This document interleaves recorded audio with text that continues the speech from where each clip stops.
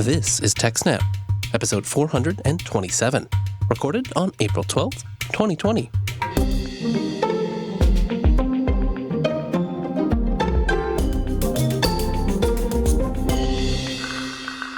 Hello and welcome to TechSNAP, Jupiter Broadcasting Systems, Network, and Administration podcast. My name is Wes, and of course, I'm joined by Jim. What's up, everybody? Well, Jim, let's start things off today with our continued adventures with AMD. Now, last time we talked about AMD, we were getting pretty excited about their 7nm mobile chipsets. But rumor has it, you finally got a laptop to play with. I did. It's not the laptop I was hoping to get my hands on first. I really had my heart set on one of the U-series laptops, which is, that's the normal person, normal world design, good compromise between performance and battery life, designed to be run with the integrated graphics and last forever in a sleek form factor. Instead, I got one of the, just pedal to the metal gaming laptops with a 4900 HS in it and a discrete NVIDIA GPU. Sounds like a big boy. It is absolutely a big boy. This thing, you would be really hard pressed to tell the difference between it and like a desktop Intel i7 9700K gaming system. And if you could tell the difference, you might be like, the laptop's a little faster. Wait, the laptop's faster? Yeah, they run pretty much neck and neck on single-threaded performance. But I've always been of the opinion that single-threaded performance that everybody obsesses about, it's a misunderstood metric and it's not quite as relevant as everybody thinks it is. A lightly threaded workload is very important. But how often in a modern operating system are you ever truly running only single-threaded? If you have any other tasks going on in the background, you're not quite going to get, that massive single-threaded performance that you got in an arbitrary test. It's going to be a little lower than that because single-threaded performance is not multi-threaded divided by number of threads. Yeah, I don't know about you, but I've always got at least 3 Electron apps doing something in the background. Yeah, an email client, maybe you still got a browser open while you're playing a game.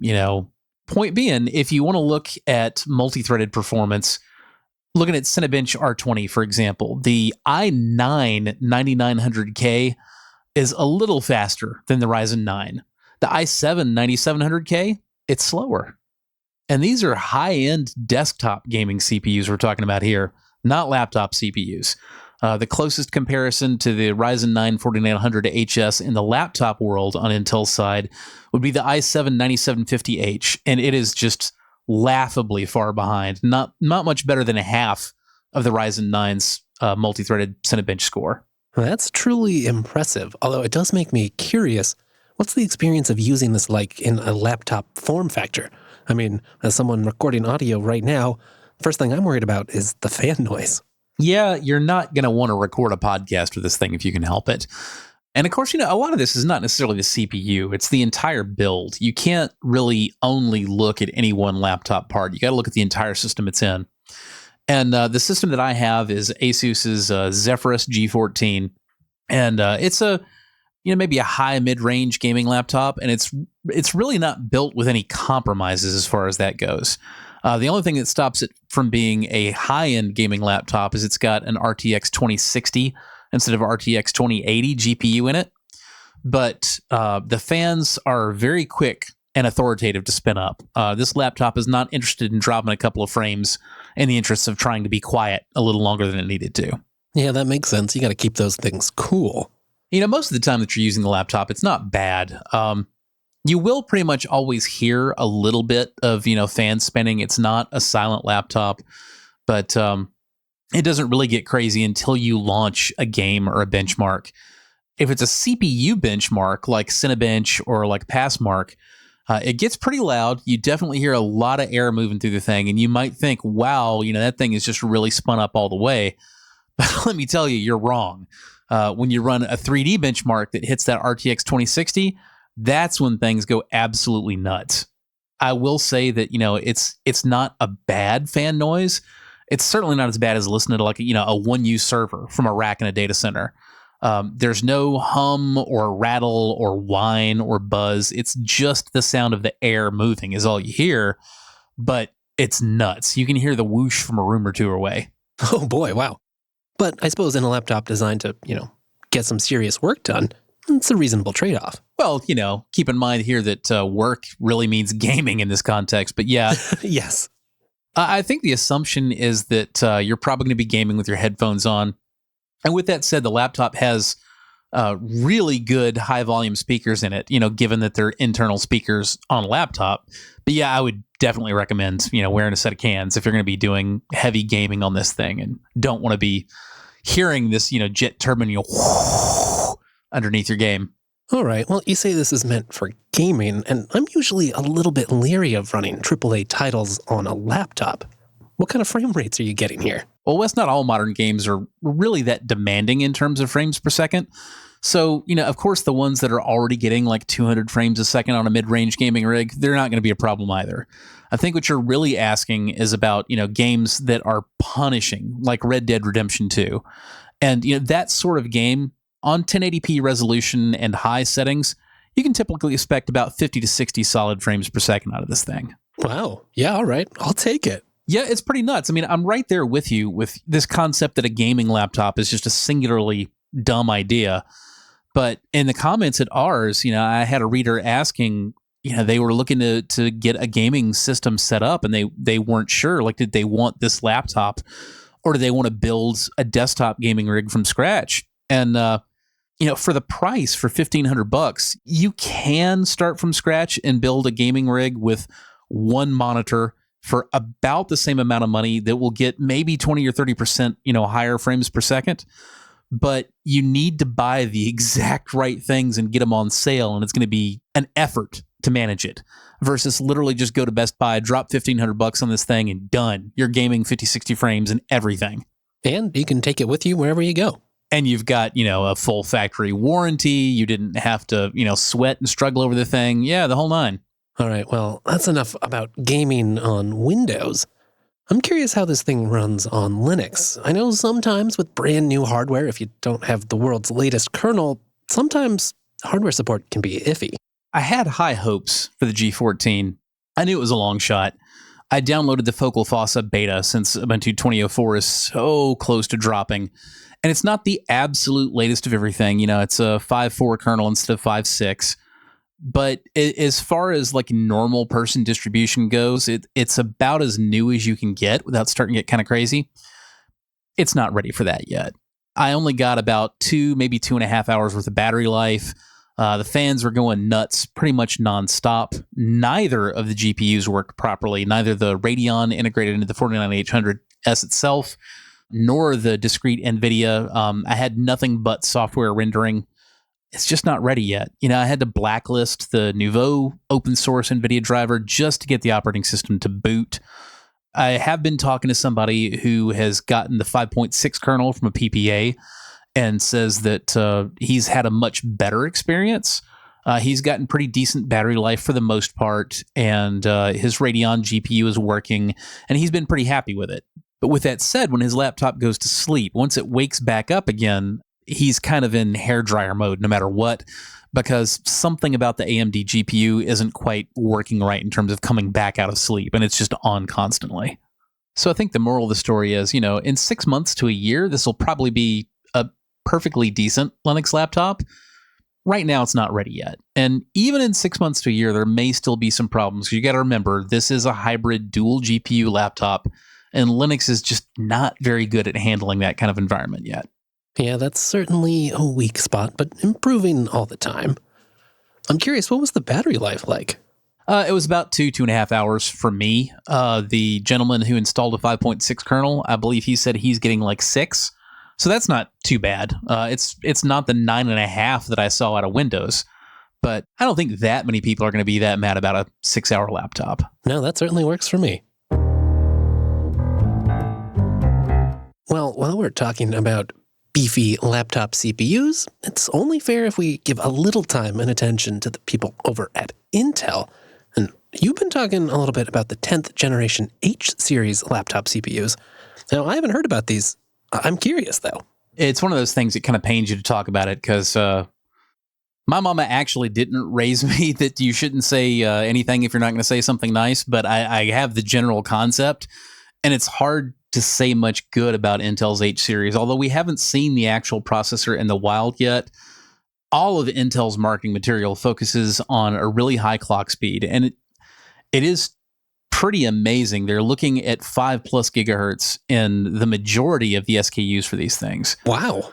But what Intel is not talking about at all in any of their marketing material is the actual performance comparison, either to Ryzen or even to their own 9th generation CPUs or the 10th generation U series. The only comparisons they're giving us are to 3-year-old 7th generation parts. Well, that's not very helpful.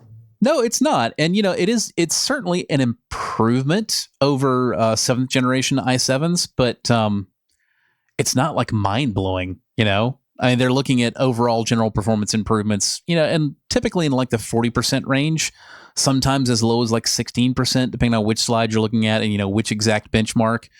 And that's not a lot for 3 years later. And it's particularly not a lot when you're talking about this H series, like super gamer-tastic.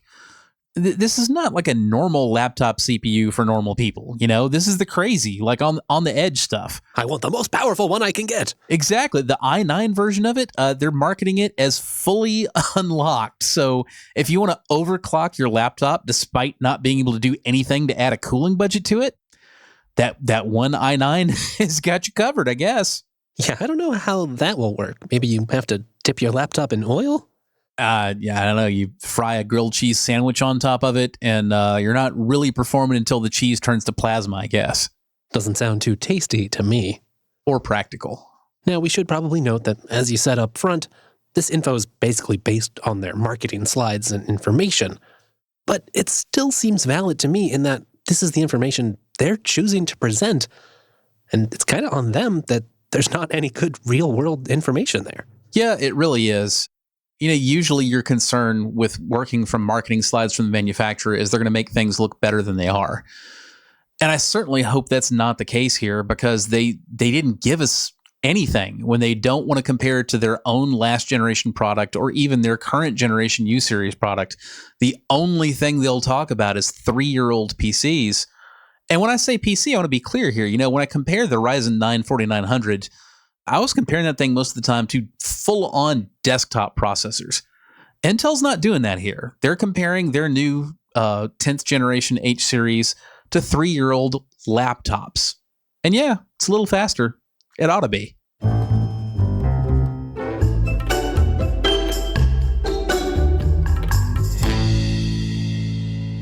Moving on from processors, another ubiquitous component of laptops is, of course, Wi-Fi. And these days, we need the best Wi-Fi we can get. You recently let me know about a development that's actually good news. I know, it's hard to think that anything good could happen to the wireless spectrum, but Wi-Fi 6E legitimately sounds great. Yeah, Wes, it really does. I'm very excited about 6E, and it's really strange watching FCC Chairman Ajit Pai talk about 6E, because everything he has to say is relevant and technically correct and on point, and it's just not what I'm used to out of that guy. The short version is, a lot of people get confused about this, think, oh, why are we going back to having a letter on the end? I thought we were only doing numbers now. Right, we just switched to the Wi-Fi 6 world. Yes, but the reason is because Wi-Fi 6E is Wi-Fi 6. It's just on a different spectrum. There's no actual protocol change at all. And that's what's so exciting about it, because by moving into this 6 gigahertz spectrum, we now have 1.2 gigahertz of completely contiguous, uncontested spectrum to play with. So that means everybody can have, 160 megahertz wide channels, and lots of them with, no contention, no overlap. And in addition, because 6 gigahertz, the RF characteristics they're a lot like what we're used to from 5 gigahertz, but they're a little bit lower range, a little bit lower penetration. It's not really enough to make things much worse in your house, but it just makes it that much more certain that, you truly will have different broadcast domains between like your apartment and a neighbor's apartment, or in a larger house, this half of your house and the other half. So your devices are a lot less congested. They have much broader channels to speak on, and you can have much higher bandwidth and much lower latency. And there's no finicky, weird protocol crap that may or may not actually work right in the real world. I was also really excited about Wi-Fi 6, and in particular, a feature called OFDMA that divided a channel down into a bunch of tones and would, in theory, allow more devices to be active at once without competing with one another. Right, so this is an algorithm improvement on the same spectrum that, in theory, once implemented, if implemented, would allow some better performance. Exactly. But so far, for the most part, it's not implemented at all in the consumer gear that we've seen. And when it is, it's usually caused more problems than it's solved. Now, will the vendors fix the issues with OFDMA and, the other new features in Wi-Fi 6 and make them useful in the real world? Maybe, maybe not. Maybe this is the new MU-MIMO, from 802.11ac, Wi-Fi 5. Everybody got excited for a while about lots of MU-MIMO streams, but that ended up being nothing and not really doing much for most people. Maybe OFDMA will be better, maybe it won't. But Wi-Fi 6E, it doesn't really matter. We don't need protocol trickery. It's just tons of clean spectrum for use. This seems like it might also be an opportunity to do away with some of those legacy protocols, right? I mean, Wi-Fi's been around forever, and on the same spectrum, you might have devices talking 3 different protocols, but you're not going to have those old guys on this new shiny spectrum, right? Exactly. We're never going to see 802.11g, N, AC. None of that's going to be on the 6 gigahertz spectrum. It's going to be Wi-Fi 6 and nothing but. So you're not going to be worried about these older protocols with lower QAM rates that take more airtime to move the same amount of data. It's going to be all Wi-Fi 6 all the time. There's enough of it that there's really no need for channels smaller than 160 megahertz, even when you have tons of devices. Because you've got so much spectrum available, you can have a lot more individual broadcast domains. You can have closer broadcast domains on the same channel that don't compete because the signal is attenuated enough. It's really exciting. I think it's probably going to be a year to a year and a half before we really start seeing a lot of this stuff becoming available. FCC is still voting on the rules later this month, but we do know it's going to happen now. We know Broadcom already has a chipset available for vendors to build devices around. Wow. Intel hasn't released one yet, but they have been developing one for a year or so, and they've got working prototypes. So I'm super excited. I got nothing negative to say about this. Yeah, honestly, it's just really nice to see a positive development, both in wireless spectrum and Wi-Fi in general. It's clearly a technology that's here to stay. And I, for one, am kind of tired of having to run Ethernet everywhere. You can pry my Ethernet cables from my cold, dead hands, but I'm still happy about anything that improves Wi-Fi, both for me and for everybody else. Amen. I tell you, Wes, one thing about that, if we ever get to the point where we can have the majority of our devices on 6 gigahertz, it'll be great for me because instead of having to limit my house access points all to 2.4 gigahertz on the same channel so that the kids can still watch videos while I test Wi-Fi, there'll be enough spectrum I can actually have all the house access points doing the fast, awesome stuff and still have plenty of spectrum left over to test new devices on. Talk about a game changer. And it's just really nice to see this spectrum being used really for the public good of all of us. Yeah, Wes, I completely agree with you that it's nice to finally have an entirely positive spin on radio frequency and Wi-Fi stuff coming out of the FCC. Unfortunately, not everything in the radio frequency world is roses and sunshine right now. We've got idiots over in the UK that are firebombing cell towers because they think that 5G, the cellular protocol, is the coronavirus. Oh boy, here we go again. I mean, really, since the invention of wireless technology, there's been some sets out there that are pretty nervous about it and claim they might be electrosensitive or a bunch of other issues that could be potentially caused by this mysterious radiation. But, of course, the science just doesn't support it. No, it does not. Microwave and millimeter wave radiation is not anything new. We have all been, quote, bathing in it, unquote, for longer than cellular technology or Wi-Fi technology has been a thing. Spectrum doesn't just suddenly get invented.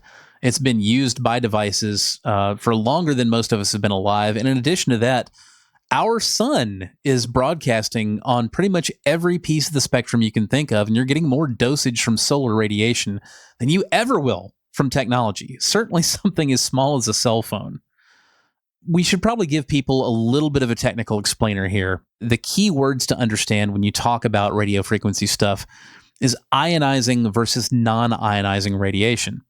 Now, everything in Wi-Fi and cellular frequencies, they're non-ionizing radiation. And what that means is the frequency is not high enough, the wavelength is not short enough for the individual photons involved to change the electrical charge on the cells in your body when they intercept it in order to cause a chemical reaction. This is important because that's what gets you cancer.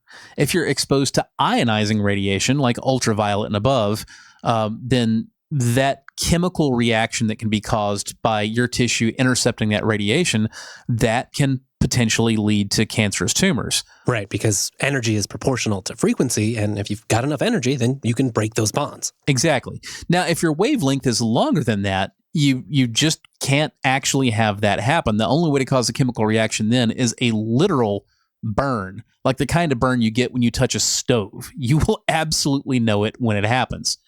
Now, I do want to stress again, even with the ionizing radiation, by far the largest source of that, it's the sun. People get skin cancer because of ultraviolet from the sun. But all this Wi-Fi and cellular stuff, it's not even close to the ionizing part of the spectrum.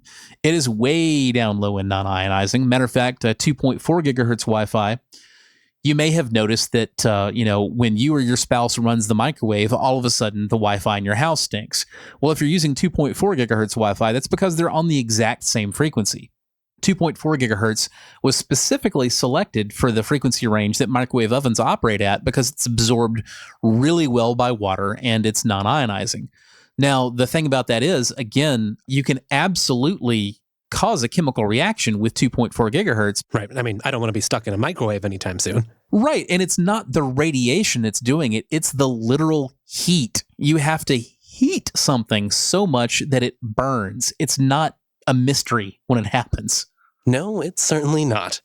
And as you say, we're already bathing in the electromagnetic spectrum most of the time. And over the past 15 years or so, many of us have been holding cell phones up to the old noggin, seemingly without ill effect. Well, at least biologically speaking. Not so sure about our mental health. So, Wes, just to give our listeners an idea of how far down the spectrum we are from ionizing radiation, again, remember that, you start seeing ionizing effects in the ultraviolet, just a little bit above visible light. Ultraviolet radiation from the sun is what gives you sunburns. Now, violet itself ends at about 750 terahertz. When we talk about Wi-Fi, we're talking about anywhere from 2.4 gigahertz, 5 gigahertz, 6 gigahertz. If we're talking about 5G, we're either looking at low frequency on 5G FR1, which can be anywhere underneath 5 gigahertz, can actually be extremely low in some cases in the megahertz. The higher frequency FR2 is millimeter wave, which is typically in about the 20 gigahertz range. For those of you out there skipping math class, that's a factor of about 30,000. Wes, before we get done just absolutely beating this dead horse into a pudding, I want to make one other point. 5G is not a frequency at all. 5G is a protocol.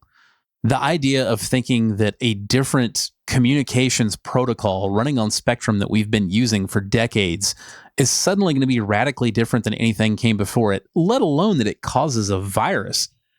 It's beyond uninformed and well into just plain nuts. It really is. And this is just another case of you got to be skeptical when you read these claims. And as always, look to the science. And please, don't burn down cell towers. All right, Wes, I think that's enough negging everybody out for the show. Let's get back to the good stuff. Want to talk about FreeBSD? Yes, please. Now, it's been a bit, I'll admit, since I've used FreeBSD directly, but I've used it in the past, and I have nothing but fond memories. And, of course, loyal TechSNAP listeners will remember the past co-hosts, Dan and Alan Jude, both major FreeBSD fans. The good news and the bad news is those memories you have of FreeBSD, nothing's really changed that much. It is definitely a blast from the past when you do an install of FreeBSD 12.1 release. You have the same for those of us in the United States of America. You'll need to either hit page down a few times or down arrow 49 times to get down to the United States in the time zone selector. Oof. And everything else is pretty much just as you remember it. Unfortunately, that includes it being hilariously difficult to get a desktop up and running on it. Cannot recommend FreeBSD as a desktop operating system at all. But, if you want it for a headless server and you just really enjoy its layout or its packages, or you're a big lover of permissive licenses instead of the GPL, FreeBSD is there for you. I do really appreciate the development model of FreeBSD, not only the foundation behind it, but they seem to take a slower, more thoughtful approach than the Linux ecosystem. And I think some of that shows up in design decisions, things like KQ versus ePOL, and just the clean layout and consistency, and honestly, the wonderful FreeBSD handbook. Honestly, Wes, that's one of those things that I hold kind of an unpopular opinion on. There's a lot of good info in the FreeBSD handbook, but it's really easy to go astray reading it from a newbie's perspective.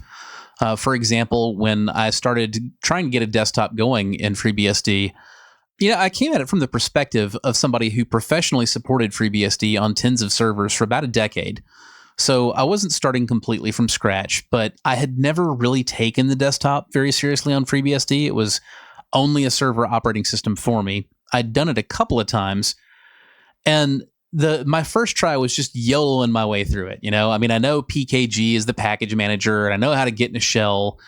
And I thought that I would just be able to package install Xorg and, package install a desktop environment and be done. But it wasn't that simple. And the FreeBSD handbook didn't necessarily help. When you go searching for desktop environments in the handbook, it doesn't tell you anything about dependencies like installing Xorg. Now, I knew I needed Xorg because I'm not a newbie, but most people would not. And, you go through all this talk about how to get, GNOME 3 running, and nobody ever says anything about making sure you have an X server. And you know what is not a dependency of the GNOME 3 meta package on FreeBSD, Wes? Let me guess. An X server. Nope, not a dependency at all. You know what else doesn't have an Xorg dependency? Ooh, what? The GDM3 GNOME Display Manager. Oh, boy. Yeah, and on the command line, I did a PKG search Xorg looking for the plain, simple Xorg package, and it barfed out several pages worth of results, and I tried it again, piped it to less, and started from the beginning. And the second entry on the list was an Xorg package, but it had a specific version number attached to it. And I didn't feel great about installing that because, I had some concerns about, okay, well, when there's a security upgrade, if it's associated with a new Xorg version, will I get it? Or am I tied to this version number forever? I wanted just a plain Xorg meta package, the same way I'd installed GNOME 3 from a plain GNOME 3 meta package with no associated version number. Now, the irritating thing is, such a thing does in fact exist, but doing a PKG search won't show it to you. I fumbled and fumbled with that for about 10 or 15 minutes, and finally, out of sheer frustration, I just typed PKG install Xorg, despite having done a search and knowing that it wasn't there. Yeah, it is there, and immediately installed. Beyond that, it still really wasn't just as easy as installing a couple packages and being done. I had to change some settings in rc.conf and syscontrol.conf, and I believe one other place where some arcane command or another would need to get inserted to, for instance, make the mouse work. I had to manually mount the proc file system because GNOME 3 depends on that. And while you can have one in FreeBSD, it's not available by default. And the whole thing was it was clunky and difficult, and it felt like you're fighting this thing to make it do something that it doesn't want to. Right, you can kind of tell just by that the majority of use cases are on the server. I am curious if there were things you liked. One comes to my mind, and that's FreeBSD's excellent support for ZFS. Oh, absolutely. I love FreeBSD's native ZFS support. You have native support for ZFS en route, even on multiple disk topologies, although I also had a complaint there. Some people might think it's minor, but the ZFS en route installer on FreeBSD, it asks you to select a VDEV type, and the options that it gives you are single disk or mirror or RAID Z, and so far so good, but then it says RAID 10. Now, what it's really referring to here is a pool of mirrors, when you have multiple mirror VDEVs in your pool, and so of course your data ends up getting distributed, not really striped, distributed across these mirrors. but it raises my hackles that the FreeBSD installer took the shortcut of calling it a RAID 10 VDEV, because you're misleading users pretty badly, and it contributes to a lot of these fundamental misunderstandings about how ZFS actually works. There's no such thing as a RAID 10 VDEV. Right, you're building the wrong mental model right from the get-go. And I can maybe understand how, RAID 10 might be a more familiar analogy to those not familiar with ZFS, but if you're not familiar with ZFS, you probably shouldn't be setting it up on root. Yeah, and let's be honest here. It's a little precious to suddenly claim that you're designing this for the newbies when it's FreeBSD. Nothing about this is aimed at newbies.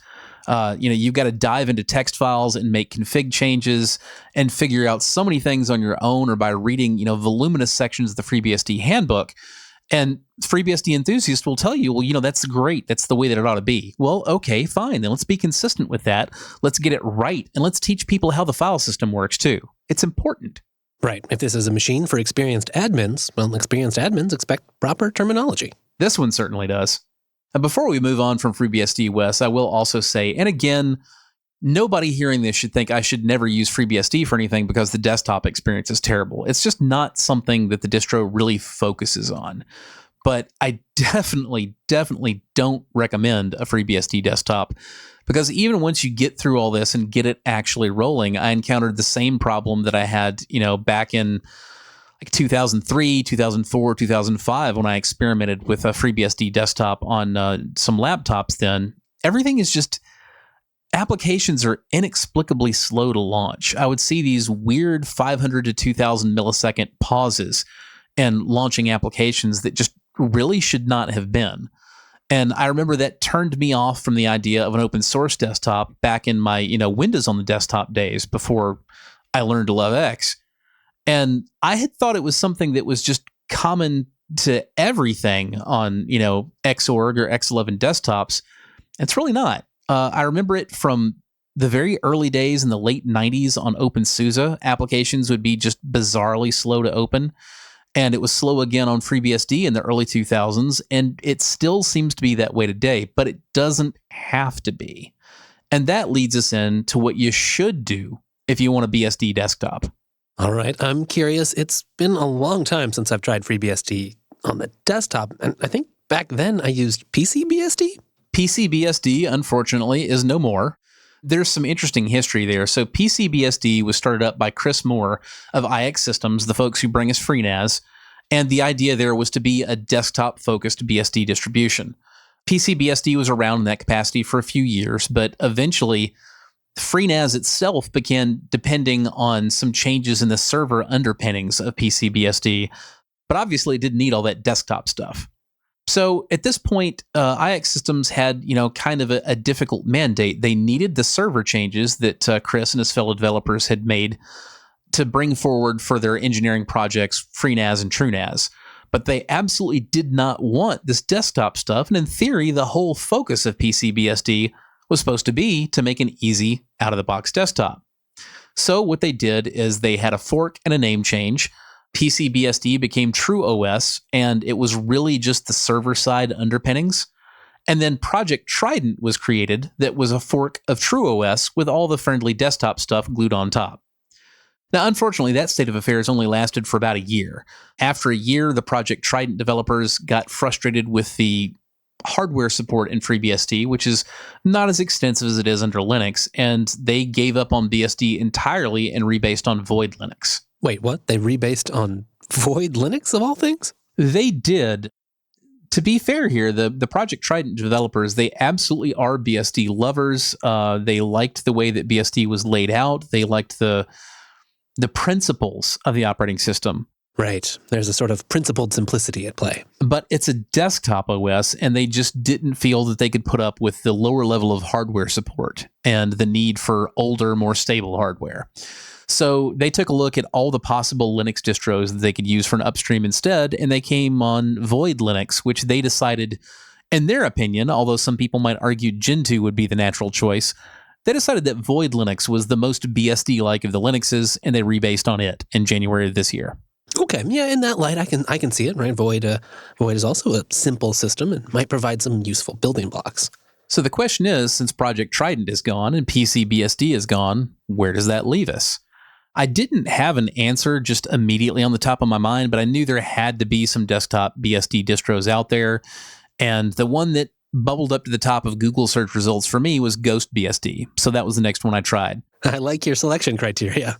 Wes, when I review these things at Ars Technica, I specifically am trying not to exclude newbies, In a lot of ways, I try to go about things the way that a newbie might. Now, I'm not afraid to inform some of those choices later with some of the additional experience I've got under my belt. But yeah, I want to make sure that things work for like regular people and new people trying to get into it, not just for the old Unix graybeards like me. How does it compare to, say, the latest release of Ubuntu? I mean, is this a reasonable alternative for someone who doesn't really care what the underlying operating system is? Yes and no. It's definitely a reasonable alternative to somebody who wants to experience a BSD or somebody who's managing BSD servers and, wants the same underpinnings to their desktop environment. I would have no hesitation recommending GhostBSD to somebody in one of those categories. Now, if it was just a user that they just want an operating system, they literally don't give a crap. They're just like, I have this PC and I want to put an OS on it and make it go, and I want it to be easy and performant and, yada, yada, yada. I'd have trouble recommending GhostBSD over like an Ubuntu. In particular, the Software Station. It's pretty primitive. It works, but you're browsing the FreeBSD packages and, they have the not particularly comprehensible package names that are used on the command line to install them and manipulate them. It's a columnar environment and all the column widths are fixed and they're too wide and everything's off the screen to the right where you need to, if you scroll horizontally to the right far enough to see the friendly name of the package, you can no longer see, the package name from the start or the checkbox that you would click to tell it that you want to install it. It works, but it's clumsy. When you go to actually install the package, so you check boxes next to all the packages that you want to install, then you go up to the top and you click apply. And it's not super obvious that anything's happening.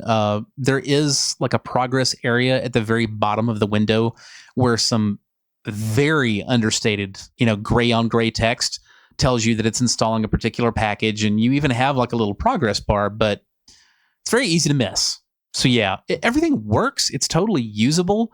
But as far as just recommending it to somebody who had absolutely no ulterior motive and just wanted the easiest distribution, I don't think I could. Well, that is fascinating. I'm very much enjoying your adventures in the BSD land. And honestly, I think I'm going to have to give this one a try. Because the only desktop PSD distribution I had been familiar with prior to this was pc-bsd. And I knew it was dead, but I didn't really know what had sprung up to replace it in the ecosystem. GhostBSD may not be the absolute best choice. I can't believe that it gets a whole lot better than that right now, but there are some other options that you might try. There's FreeBSD, there's Midnight BSD, there's Desktop BSD, and apparently there's also Nomad BSD, which is designed to run persistently off of a USB stick. Ooh, now that sounds interesting. Yeah, so for folks who want to get their feet wet in BSD land but don't have a whole lot of prior experience, now I would absolutely recommend, take GhostBSD for a spin, maybe try out some of these others. And I can't tell you if they're great or not because I haven't taken any of them for a spin myself yet. But GhostBSD is absolutely a great way to get into the BSD world. And everything under the hood, even though GhostBSD has its own repositories, the stuff you learn there, it is absolutely going to carry over to FreeBSD. Everything you do on the command line, it's going to be the same. It's the same package names. It is, for the most part, even though it's a different repository, they are the same packages imported directly from, the latest FreeBSD stable. Matter of fact, I even saw my own Sanoid in there. That sounds like just what you want. A clean, nice layer right on top. Well, while we were reminiscing about our operating system past, Jim, you sent us both down a pretty wild rabbit hole of mod files. Yeah, Wes, I can't really remember what got me set off on that rabbit hole myself a week or so ago. But back in the late 80s and early 90s, in the days of 386s and 486s, I was big into the PC music scene, which most people, I think, didn't even quite realize existed. Now, this kind of music was played through applications called trackers, And it had a lot of similarity to MIDIs. You would have a score for the music, and the score would specify playing instruments at a certain pitch and, certain fade and, all these other settings, just like a MIDI might. But the big difference is that mod files and S3M files and XM files after them, they didn't just say, well, this instrument of this number and get matched up with whatever random crap was in a sound card's channel bank. The samples were actually included with the file itself. Right, okay. So the mod file is then basically a packaged set of these presumably high-quality samples and then instructions to play them in what order and with what timing. Exactly. It's kind of like the Music World's version of a PDF file with embedded fonts. Except a whole lot better. Don't freak out here. It's not as gross as a PDF. No, it's not. Matter of fact, some of these things were just absolutely amazing. Even the earliest mod files. Now, mod is a format that originally came from the Amiga, and it's pretty limited. It only supported up to 4 channels, which is not a lot. You can play 2 instruments at one time on either the left or the right, channel of your stereo device, basically. But it is amazing within those very constraining limitations what these teenagers and 20-somethings that, for the most part, nobody had ever heard of, anonymously cooked up and uploaded to BBSs all over the world. Right. I mean, these mod files, they were designed to just be as minimal as possible. It's basically just PCM stuck in there so it can be fed right to the Amiga's DAC without having to tax the CPUs. And yet, a lot of this music, it holds up today. It really does. And, over in the PC world in these really early days, a lot of the time you didn't even have a sound card at all. But I remember playing some of these early mod files over the PC speaker because everything was being done in software, even on, these like 16 and 25 megahertz PCs. Wait, you mean the internal speaker? The internal speaker. Now, I'm not going to tell you that, this is just going to rock the house. But yeah, you could absolutely play really nice sounding 4-channel music over the PC speaker if that was all you had available. We should emphasize too, the creativity behind these efforts of, folks working alone, sharing these things on the internet, not for profit. It's incredible and it's really inspiring. And it just harkens back to a different, safer age of the internet. You look at some of the metadata in these files and people are sharing their snail mail addresses. Yeah, to be fair, Wes, I mean, the majority of this stuff, it was not a kinder, safer internet at all. There was no internet. These things were being uploaded to BBSs. And, a user would visit one BBS and download files and then visit another BBS and maybe upload some of them over there. It's sort of a competition for cool points, You want to be that guy that discovered this amazing mod or this amazing PC demo and uploaded it to this other BBS where those folks hadn't seen it yet. Absolutely. And it turns out that's some pretty great incentive. Now, these mod files were also mod, S3M, and XM. They were also used as the backdrop for something called the PC Demoscene. The very early 90s really is when the Demoscene takes off. It starts getting big in Finland, and you've got these teens and 20-somethings that are making incredible hand-coded assembly programs that do just astonishing 3D graphics in software rendering only. No 2D acceleration, let alone 3D, on 16 and 25 megahertz PCs. And in some cases, these things fit in only 64K. That was one of my favorite categories of demo, was called the intro scene. Intros are limited to only 64K. Everything included, the music, the graphics, the textures, the whole nine. It was incredible. And, this isn't leveraging fancy graphics libraries with nice algorithms already optimized for you. This is all hand-rolled stuff picked out of math textbooks and implemented.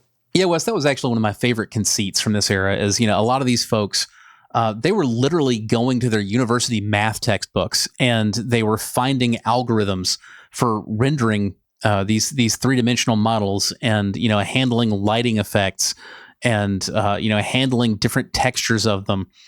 And as you would have some amazingly complex object rotating and zooming and panning in 3D, or you'd have, a flyby through this landscape, they would actually put up, like this banner that was telling you the algorithm that they'd used, that they'd pulled out of a textbook and hand-coded in assembly. Simply incredible. Now, Jim, I know I had a lot of fun going down this rabbit hole. It was kind of a great distraction from the rest of the things going on in this world. So I think you'll have to share some of your favorite demos with the audience.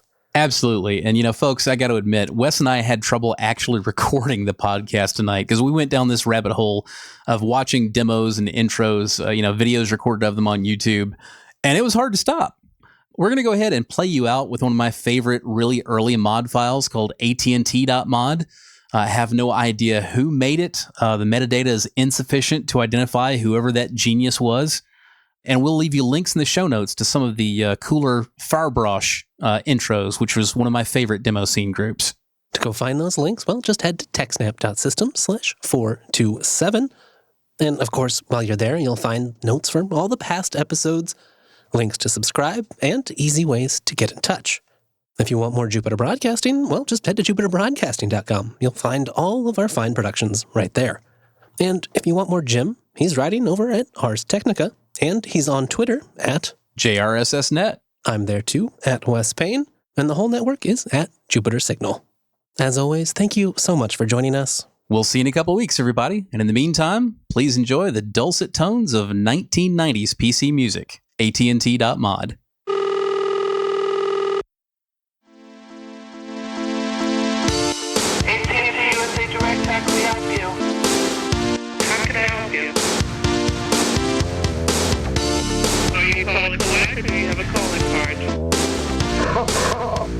Okay, sir.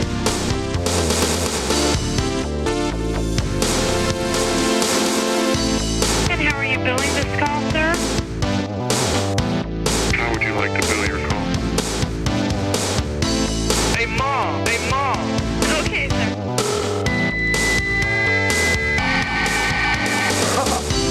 So you call to collect, or do you have a calling card? Bye-bye. Give me the 4 last digits of your card, please. Okay. Bye-bye.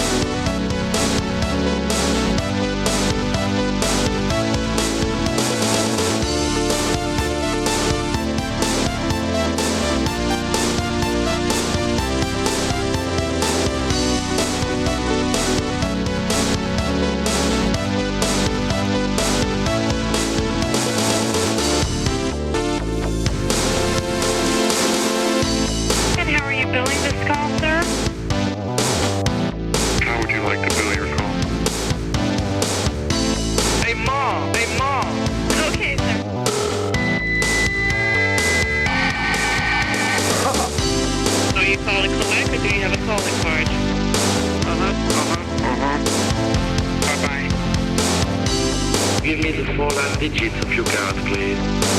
Okay. Bye-bye.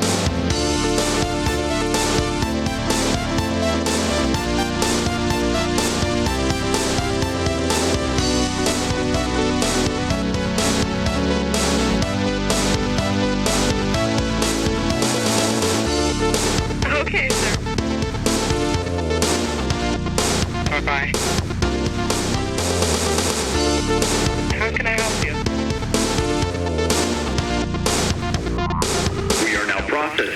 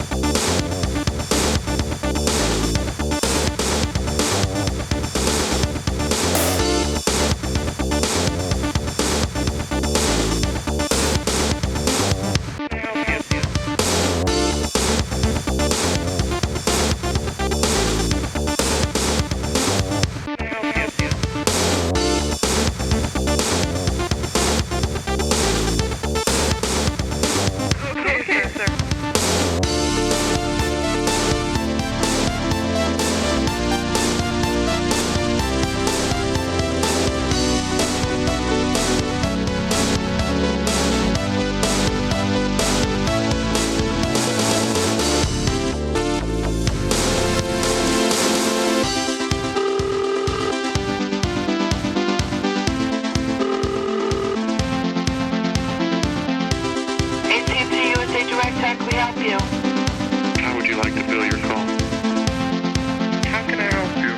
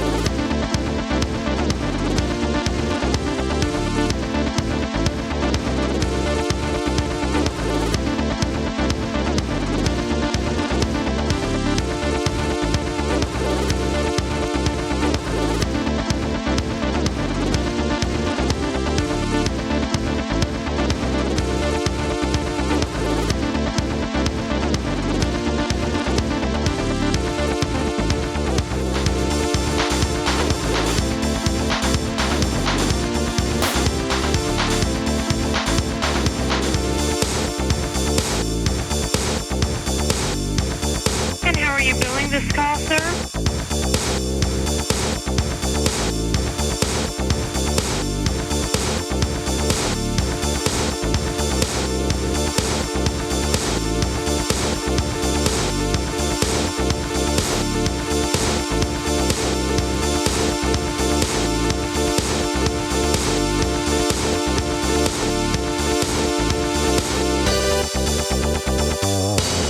Bye-bye, bye-bye, bye-bye, bye-bye, bye-bye, bye-bye, bye-bye.